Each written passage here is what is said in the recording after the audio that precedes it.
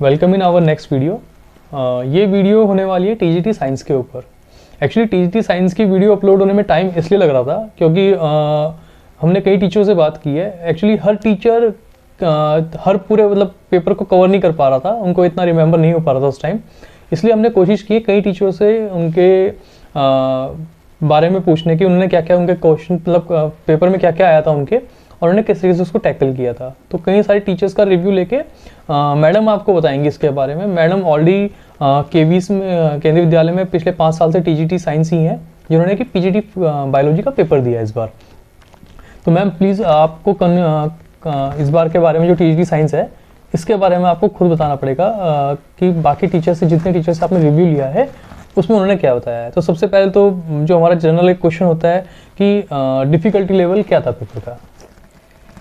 Difficulty level की अगर बात करें तो डिफ़िकल्टी लेवल हर टीचर का अलग है। जैसे कुछ का कहना है कि मोस्ट जो क्वेश्चन है वो आए हैं एनसीईआरटी से। अब ये तो कंफर्म है कि जो 80% या आप कह सकते हैं 85% जो क्वेश्चंस हैं वो एनसीईआरटी बेस्ड है। अब यहाँ पर जो एक दूसरी बात आती है कि जो रिमेनिंग क्वेश्चन है वो कहाँ से हैं। तो अब रिमेनिंग क्वेश्चन एनसीईआरटी से ही रिलेटेड हैं, लेकिन उनका जो लेवल है या फिर आप कह सकते हैं वो थोड़ा कॉम्प्रिहेंसिव टाइप पूछे गए हैं। एनसीईआरटी में वो टॉपिक दिए हुए हैं, लेकिन उनका जो जैसे कह सकते हैं आप वो 12th से बुक से भी मैच करते हैं। क्योंकि क्या होता है कि अगर हम फिजिक्स को देखें सबसे पहले, तो फिजिक्स में जैसे लाइट चैप्टर है, तो लाइट चैप्टर तो क्लास 6 से ही स्टार्ट हो जाता है एनसीईआरटी में, लेकिन उसके बाद वो 7, 8, 9, 10, 11 और 12 में भी है। तो आप उसको किसी एक क्लास से फिक्स नहीं कर सकते कि वो उस क्लास में वो चैप्टर है, तो उस लेवल उसका लेवल बढ़ गया है वहाँ पर। तो इस तरह से कुछ चीज़ें थी। अब उसके बाद अगर हम केमिस्ट्री की बात करें तो वहाँ पर ज़्यादातर कहना है कि वो एनसीईआरटी से आया है, पर वहाँ पर भी कुछ पोर्शन ऐसा है जो क्लास 12 से भी पूछा गया है, लेकिन वो पोर्शन बहुत कम है। बायो, अब क्या होता है केवी में जो ये वैकेंसी होती है वो टीजीटी बायो के नाम से ही होती है। हम जब अपॉइंट होते हैं तो हम टीजीटी बायो के पोस्ट पर अपॉइंट होते हैं, और हमारी जो क्वालिफिकेशन पूछी जाती है वो भी क्या है, हमारी ZBC यानी जूलॉजी, बॉटनी एंड केमिस्ट्री, तीनों सब्जेक्ट। हाँ, तीनों सब्जेक्ट। तो क्योंकि ऑलरेडी हम जितने भी टीजीटी बायो होते हैं वो बॉटनी एंड जूलॉजी दोनों कंसिडर हमारे होते हैं, और साथ ही साथ हमारे पास केमिस्ट्री भी होती है। तो ये जो क्या होता है, ये पोर्शन मोस्टली हर टीचर को मतलब सिंपल लगता है कि हाँ उसको ईजिली वो कर लेते हैं। तो ये भी मेरा मानना है कि इसीलिए शायद ज़्यादातर टीचर्स का कहना है कि ये जो पोर्शन था वो इजी था, या फिर आप कह सकते हैं कि एनसीईआरटी से ही रिलेट करता हुआ था। फिज़िक्स में क्या है, फिज़िक्स में क्या था, आपका लाइट चैप्टर है, साउंड है, या फिर फोर्स है, तो वर्क है, वर्क एंड एनर्जी है। ये सारे जो चैप्टर्स हैं इसमें काफ़ी पोर्शन है न्यूमेरिकल्स का। अब न्यूमेरिकल्स कभी भी सेम टू सेम बुक से तो नहीं आ सकता। उसमें क्या हो गया है, थोड़ा सा चेंज हुआ है। एग्जैक्टली अगर वो आपको बुक से मिल जाएगा तो वो ऐसा नहीं होता है, उसमें डेफिनेटली चेंज होगा। बेसिकली एप्लीकेशन याद रखनी होती है, उसका यूज वहाँ पे होता है क्वेश्चन सॉल्व करने में।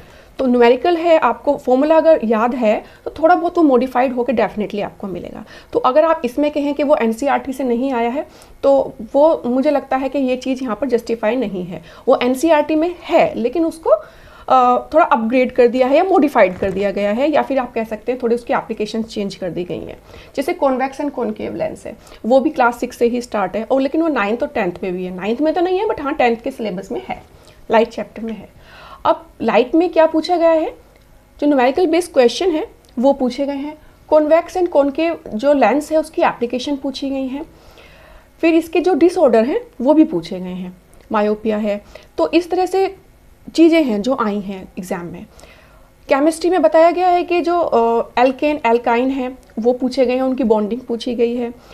फिर साथ में ही केमिस्ट्री के अंदर जो एसिड बेस है वो रिएक्शंस पूछी गई हैं। अब फिक्स कोई एक मेटल दे दिया है कि अगर मान लीजिए कहिए आप एसिड और बेस उनकी रिएक्शन की है तो सॉल्ट बना है, ठीक है। अब लेकिन ये एसिड और बेस तो चेंज हो जाएंगे ना, जरूरी नहीं है कि हम हर जगह एसिड के नाम पे HCl का ही यूज़ करें, ठीक है। बेस के नाम पे हम हर जगह NaOH का ही यूज़ करें, तो वो चेंज हो जाता है। अब आगे अगर हम देखें तो बायोलॉजी में बताया गया है कि जैसे फीमेल सेक्स ऑर्गन, तो उसकी काफ़ी उसमें से क्वेश्चन आए हैं। फिर एक्सक्रीटरी ऑर्गन है, जैसे प्लैटीहेल्मिन्थीज है, मोलस्का है, तो इनके जो डिफरेंट इनके जो कैरेक्टरिस्टिक्स हैं उनके ऊपर क्वेश्चन आए हैं। ये आ गया है कि ये डिफरेंट कैरेक्टरिस्टिक दिए हैं, तो इसमें से कौन सा ऐसा है जो प्लेटीहेलमिन्थेस में नहीं मिलता है, तो ये आपको चूज़ करना है। फिर टिश्यू चैप्टर से कुछ क्वेश्चन आए हैं, जैसे लिगामेंट है वो किस किस के बीच में पाया जाता है, या फिर नर्वस सिस्टम में से न्यूरॉन के बारे में आया है, तो जो रिफ्लेक्स सेक्शन है वो आ गया है। तो जनरली मैंने तो जितनी बात की है टीचर से, उनका यही कहना है कि ज़्यादातर पोर्शन एनसीईआरटी से आया है, पर आप ये नहीं कह सकते कि 100% एनसीईआरटी से आया है। जैसे कि मैंने बताया आपको, ये न्यूमेरिकल्स हैं, ये एग्जैक्टली कभी नहीं आ सकते से। अगर हम बात करें तो जो जैसे हम 80 to 85% बोल रहे हैं, तो जो ये 15% है ये कहाँ से माना जाए, कहाँ से आया है? कहाँ से तो नहीं, थोड़ा हाँ 12th का है, वहाँ से कुछ चीज़ें ली गई हैं। वो थोड़ा सा लेवल चेंज कर दिया है, थोड़ा सा अपग्रेड कर दिया गया है लेवल को, क्योंकि अब 9th बेसिकली कॉम्पिटिटिव एग्जाम है, तो इसलिए इसको थोड़ा थोड़ा बढ़ाया है इन्होंने। जानबूझ के क्वेश्चन 15% ऐसे हैं जो कि कहीं ना कहीं लास्ट में जाके मेरिट को डिसाइड करेंगे। हो सकता है, ये भी कह सकते हैं, क्योंकि क्या होता है, हम इनको हॉट क्वेश्चंस बोलते हैं, जो हायर ऑर्डर थिंकिंग क्वेश्चन होते हैं।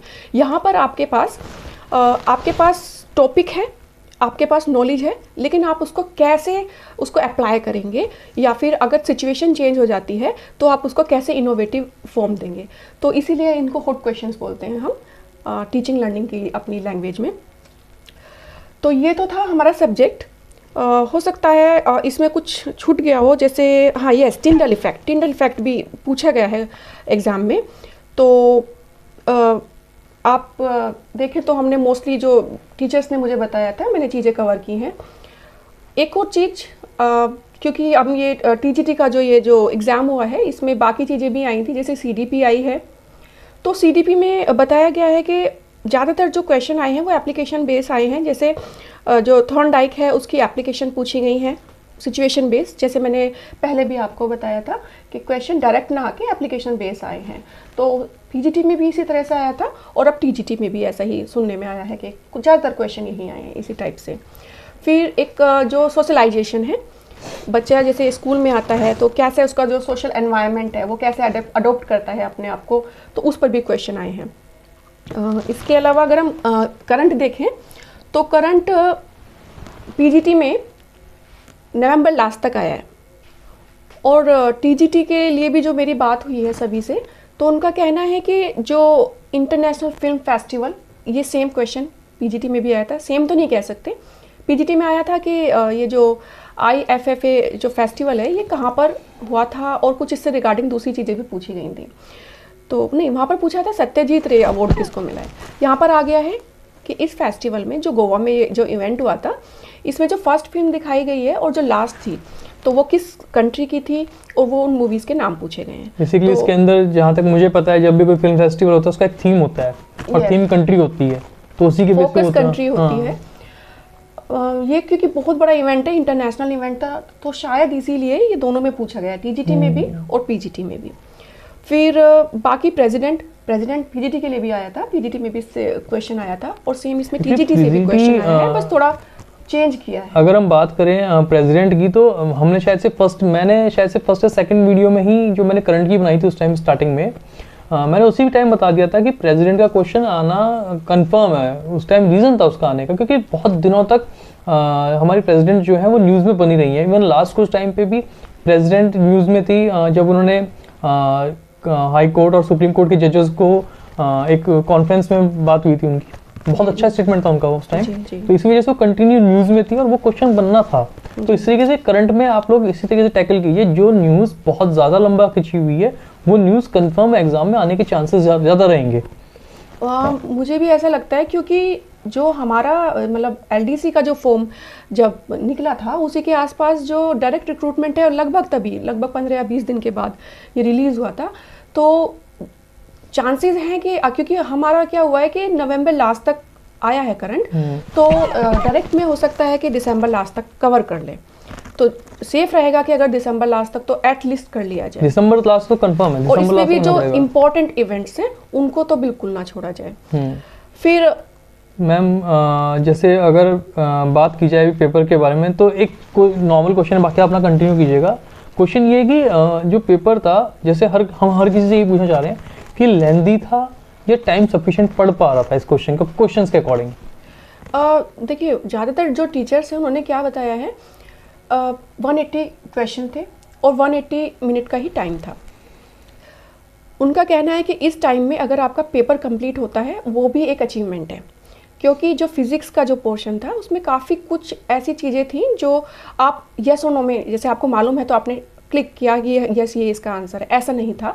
उसमें थोड़ा टाइम कंज्यूमिंग था, फिजिक्स कंज्यूमिंग था, तो उसमें बहुत टाइम लग रहा था क्योंकि न्यूमेरिकल बेस्ड क्वेश्चन थे।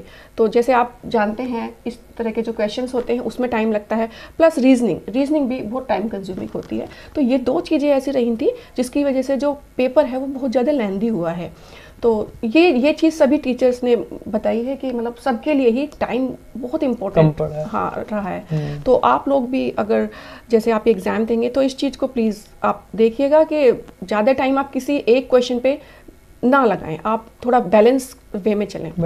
प्लस आप जो खुद मॉक टेस्ट वगैरह कर रहे हैं उसमें आप अपना टाइम देखिए कितना आ रहा है। मेरे हिसाब से अभी फिलहाल आपको 180 मिनट्स में से 160 मिनट्स में क्लोज करना पड़ेगा। 20 मिनट्स लास्ट में आपको ये गैप पता चलेगा एग्जाम में जाने के बाद। नहीं, क्या होता है कि ऑनलाइन एग्जाम में तो हम नेक्स्ट किया पेज तो हो सकता है कभी डबल क्लिक हो जाए और कोई क्वेश्चन आपसे छूट जाए, तो वो लास्ट में आप देख सकते हैं कि सभी ग्रीन हुए हैं या नहीं हुए हैं। कोई अगर आपका क्वेश्चन छूट गया है तो आप जल्दी से, अगर आपके पास 1 या 2 मिनट है तो आप उसको कवर कर सकते हैं। जो कंप्यूटर बेस्ड एग्जाम है इसके लिए हम सेपरेट वीडियो बनाएंगे पूरी, जिसमें हम बता पाएंगे कि आखिर वहाँ पे होता क्या है, आप लोग कंफ्यूज ना हो इसके लिए। सबसे इम्पोर्टेंट तो वही है कि हम लास्ट में पूरी वीडियो डाल देंगे मैम इसके लिए, ताकि इनको पता, मतलब जो एस्पिरेंट्स हैं उनको ये पता चल जाए कि आखिर वहाँ पे क्या क्या होने वाला है सिस्टम के साथ। मैम नेक्स्ट क्वेश्चन ये रहेगा कि जो सिलेबस था आपका, उस सिलेबस के साथ बंद के पेपर आया, मीन्स टॉपिक वाइज पेपर आया है या आउट गया थोड़ा? जो हमें KVS ने जो सिलेबस प्रोवाइड किया है तो सब टॉपिक वहीं से ही आए हैं, कुछ बाहर से तो नहीं आया है। तो जैसे मैंने आपको अभी बोला है कि कुछ क्वेश्चंस उनका लेवल हाई हो गया है लेकिन वो सिलेबस में है, वो टॉपिक गिवन है जो सिलेबस प्रोवाइड हुए, ऐसा नहीं है कि कुछ आउट ऑफ द सिलेबस है। तो मैम हमने आपने जो आपके पार्ट हैं इसके TGT साइंस के, केमिस्ट्री, बायो, फिजिक्स, इन तीनों को हम फाइनली कुछ कंक्लूडिव वर्ड बता सकते हैं अभी कि ये कंक्लूजन है और इस तरीके से आगे जो इनका एग्जाम होने वाला है डायरेक्ट रिक्रूटमेंट का, उसमें क्या हेल्पफुल रह सकता है? देखिए, कंक्लूजन क्या है कि आप जितना हो सके, क्योंकि अभी टाइम इतना नहीं है कि हम कहें कि आप वो बुक पढ़ लीजिए, ये बुक पढ़ लीजिए, क्योंकि अब इतना टाइम नहीं बचा है। अब तो बस फाइनलाइज, या फिर आप कह सकते हैं कि अब आपको एक कंक्लूजन वे में आना है। तो अब सिर्फ रिवीजन आप करें और ज़्यादा से ज़्यादा आप अपनी NCERT बुक पर फोकस करें। पर इसका मतलब ये नहीं है कि सिर्फ आप कुछ और देखें ही ना, ठीक है। अगर आपने इसको तैयार किया हुआ है तो उसको और अच्छे से तैयार करें, और अगर आपके पास टाइम है तो आप थोड़ा हाई लेवल जैसे न्यूमेरिकल की प्रैक्टिस कर लें, फॉर्मूलाज की प्रैक्टिस कर लें। और सबसे बड़ी चीज़ है कि आप अपना पेपर कंप्लीट कर पाएँ, उसके लिए आप रीजनिंग और बाकी चीज़ों को थोड़ा टाइम दें। मैम एक चीज़ और पूछना चाहूँगा जो कि बिल्कुल लास्ट क्वेश्चन रहेगा हमारा। जैसे आपने KVS में सिलेक्शन लिया, 2 बार आपने सिलेक्शन लिया KV के अंदर, तो मेरा कहना ये है कि मैम आपने भी जब एग्ज़ाम दिए होंगे तो आपने अपना लास्ट 15 डेज़ की क्या स्ट्रेटजी रखी होगी? लास्ट 15 डेज़ मैंने कुछ नया नहीं पढ़ा। जो मेरे नोट्स थे मैं उन्हीं को रिवाइज़ करती हूँ, सिर्फ KV के लिए नहीं, बल्कि मैं कहूँगी कि आप अगर किसी दूसरे एग्ज़ाम के लिए भी तैयारी कर रहे हैं तो लास्ट जो टाइम होता है वो रिवीजन के लिए होता है। ऐसा ना हो कि आप किसी नई चीज़ के लिए अपना जो पुराना आपका तैयार किया हुआ है उसको आप अपना माइनस कर दें। तो ज़्यादा से ज़्यादा फोकस कीजिए रिवीजन पर। मैं तो सिर्फ अभी इतना ही कहूँगी इस बारे में। बाकी मैम अगर कोई ऐसा पॉइंट जो हमारा छूट रहा हो उसके अकॉर्डिंग जो हम बताना चाहते हो? अच्छा, मैथ्स का कवर हो चुका है मैम इसके अंदर? हाँ, थोड़ा बस रीजनिंग है। रीजनिंग के लिए बताया गया है कि थोड़ा डाइस के क्वेश्चन आए थे। डाइस तो PGT में भी आया है। ब्लड रिलेशन है वो आया है। जो डायरेक्शन बेस्ड क्वेश्चन होते हैं वो भी आए हैं। ये कुछ कॉमन टॉपिक हैं। तो ये सिंपल भी होते हैं, हार्ड भी होते हैं। अगर हम डायरेक्शन की बात करते हैं तो आराम से उसमें उलझाया जा सकता है हमें। तो क्वेश्चन का लेवल क्या है? हार्ड दे रहा है, सिंपल दे रहा है या मॉडरेट दे रहा है? देखिए, पेपर हमेशा एक बैलेंस वे में बनता है। अगर आपका रीजनिंग टफ आया है तो आपका करंट उसी वे में थोड़ा सा सिंपल हो जाता है। तो चीज़ें हमेशा बैलेंस रहती है। आप हर जगह अगर ये सोचें कि हर चीज़ सिंपल आ जाए तो ऐसा पॉसिबल नहीं है।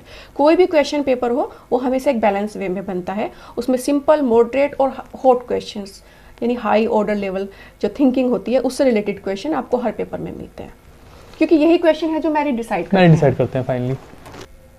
तो मैम लास्ट आप फाइनली क्या कहना चाहेंगी स्टूडेंट्स के लिए?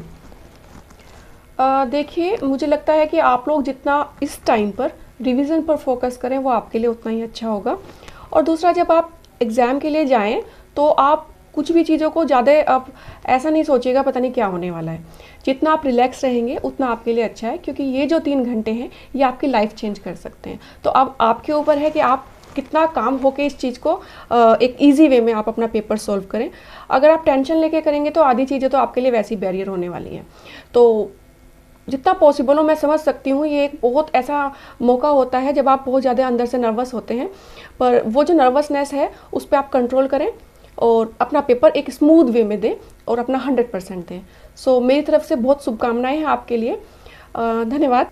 तो थैंक यू मैम आपका और उन सब टीचर्स का जिन्होंने हमें इतने इन्फॉर्मेटिव पॉइंट्स दिए, ताकि हम जो बच्चे टीजीटी साइंस या जो एस्पिरेंट्स टीजीटी साइंस के लिए इतनी चिंता में थे कि अब तक वीडियो अपलोड नहीं हुई है, उनको आई थिंक फ्रूटफुल रिजल्ट ही मिला होगा एक अच्छा। तो बने रहिए हमारे साथ और आगे भी ऐसी इन्फॉर्मेटिव वीडियो पाने के लिए प्लीज़ सब्सक्राइब कीजिए हमें और अपनी स्टडी पे फोकस कीजिए। ये टाइम है रिवीजन करने का और अपने ऊपर फोकस करने का। अपना कॉन्फिडेंस लूज करने से कुछ नहीं होगा इस टाइम पे, आपको अपना कॉन्फिडेंस बिल्डअप करना पड़ेगा अपने एग्जाम्स के लिए। तो इसलिए प्लीज़ अपने आप को मोटिवेट रखिए इस एग्ज़ाम के लिए और सिलेक्शन 100% होगा अगर आप मोटिवेटेड रहेंगे। तो मिलते हैं चलिए नेक्स्ट वीडियो में, तब तक के लिए bye bye and thank you.